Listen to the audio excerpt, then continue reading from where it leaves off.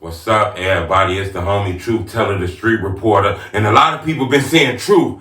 Lil Durk beefing with Lemron. He beefing with his old neighborhood. It's time for you to leave the interviews alone and go to the board and break this down for us, because there's a lot of wild shit going on. And I agree. I'm going to give you a little bit of background. I'm going to tell you what happened. I'm going to give you my conclusion. You know, I can't really tell you things that can't nobody else tell you, because we all looking at the same thing. But one of the reasons I wanted to take this to the board, because I felt like we seen this same thing play out with Sosa. We seen Chief Keef go through some of the same things that Durk is going through right now. I was telling people this. Keef was losing homies way back, being banned from the city, the police stopping his shows. Durk going through some of that same shit right now. It's like Keef was ahead of his time. I was telling people, Keef was one of the last guys to really get signed to a record deal and shit like that. So he had A&Rs, artists in development, Jimmy Iovine, people who knew about labels, who knew about rappers being in the hood. I think Keef had somebody in his ear tell him, man, once you get to sign up on the money, you better get the fuck on away from here. Take who you love with you and leave the rest of these niggas here. And I think that's what Keef did. That's the reason why you didn't really see Keef doing no features and shit like that. But we're going to talk about Durk. You know, one thing we first noticed about Durk was he was repping a lot of hoods from like Dog Pound, Lemron, we're going to just put LM for Lemron. You hear him scream out O Block, you know, Tay-Town. These are a lot of things we hear Durk screaming. We realized that a lot of this was like BD sets, which is like Black Disciples. But I noticed in a lot of this shit here, it be different gangs and gangs. It's more about neighborhoods and shit. I noticed Durk was screaming out OTF. I noticed a lot of people told me that OTF was here way before the rap game. OTF was some street shit that Durk just incorporated into the music business and shit like that. But I noticed that Durk was with a lot of these guys. Another thing in the background is Lemron consists of a lot of guys who I always see in Durk videos. You know, when Durk come back to Chicago and he do rap videos, he has a lot of them Lemron guys inside his videos. Especially when you go to When We Shoot. I think that's the name of that song. Yeah, he had a lot of Lemron people in there and shit. You see a lot of those guys in there. Recently, though, Durk dropped a song. He released a snippet. Okay, and the snippet kind of name dropped people from Lemron. You know, it's kind of like Durk snapped. Durk gave up. He not holding his breath no more. Me personally, you know, I think Durk synced a lot of that shit that was coming out on the internet about him from people in his old neighborhood. Like when he was coming back, visiting and shooting videos back there, it was people posting things about Lil Durk. People from Dog Pound were saying, damn, Durk ain't even come back to the hood. People were saying that from Dog Pound were kind of dissing Durk. All right, and I think Durk synced that. Then other people started saying things about Durk. We even seen Puda LaFleur recently say things. We seen Muda say things. I think Durk synced that. We even seen some people from Lemron saying things. Recently, we seen Richo saying some things, and people in the comment section was agreeing.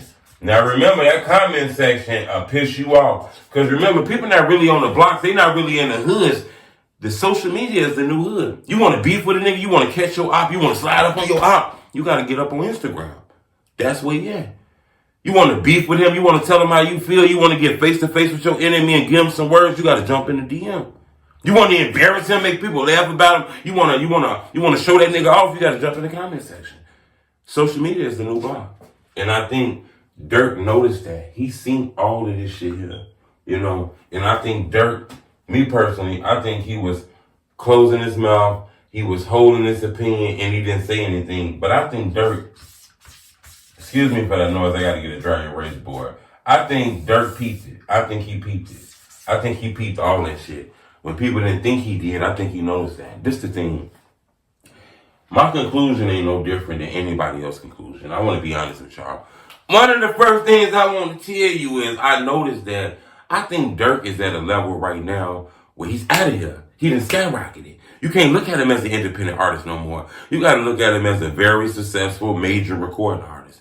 I think people realize Durk is changing in front of our eyes, you know. You might not can't notice it because he still got an image you got to live up to. But I think people noticing that Durk is changing. He ain't even have a lot of these wild ass goon niggas around him. He done picked a few people that he gonna have around him. Not saying they ain't goons, but he gonna keep the people he got around him and everybody else sharp.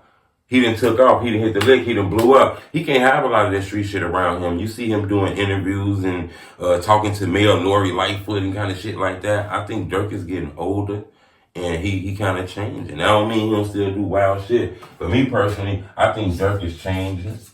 And I don't think that's bad. I think he changing, and I think the changing come from he growing up. I think he growing up. Now, the internet might say, Truth, you wrong, because he still do wild shit. He dissing his old neighborhood. He stopped dissing the dead. Now he dissing his hood. I think that's wild, too. But I think people notice that Durk is changing. He growing up, so he not having so many people around him no more. That's what I mean. He not having so many of the same people around him no more. He kind of changing. He putting other people on instead of people who was sitting on them porches when they was broke and they wasn't stars and they was talking about, when I get rich, I'm about a whole block. When I get rich, I'm about a whole block, and you gonna live here, fool, you gonna live here, fool, you gonna live here, nobody gonna have to pay rent. And then he got rich and got the fuck away from that block. And I think that kind of rubbed people the wrong way, in my opinion. But like I say, it's not Durk's responsibility to make nobody rich. He wasn't giving you half his check when he was working at McDonald's and Walmart. He ain't finna give you half his check now that he rich. It's not his job to make you successful. Understand that. It's dope if he supported. But I think he changing, which means he's shortening up his crew, okay? He's shortening up his crew, in my opinion.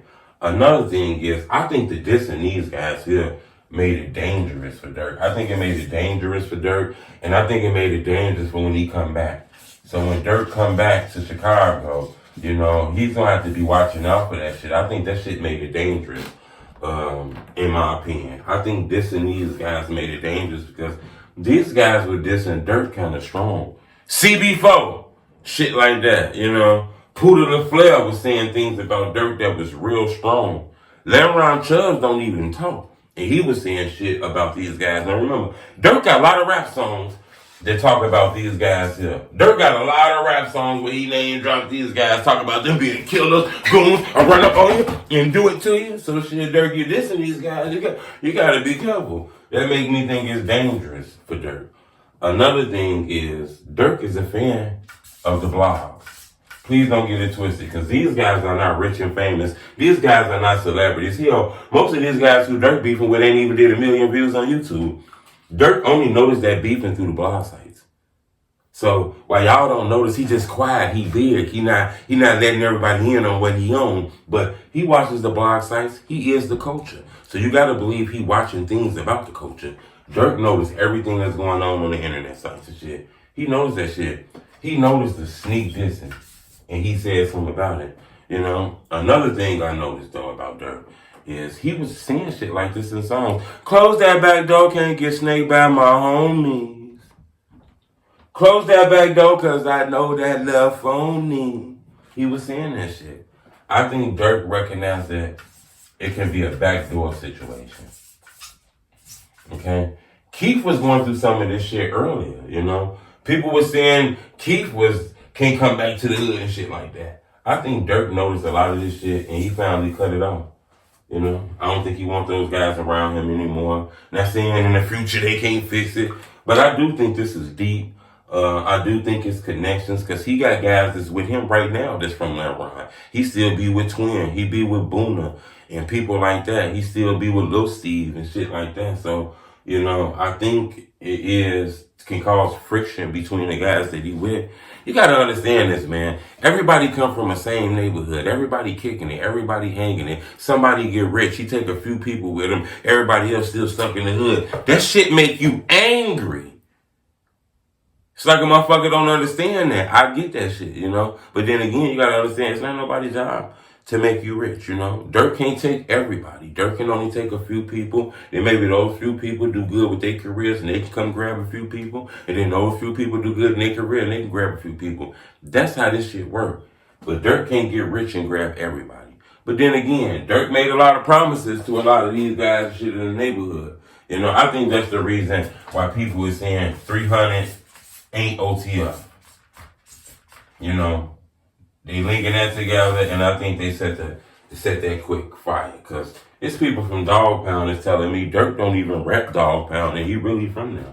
That's what some people has told me, you know.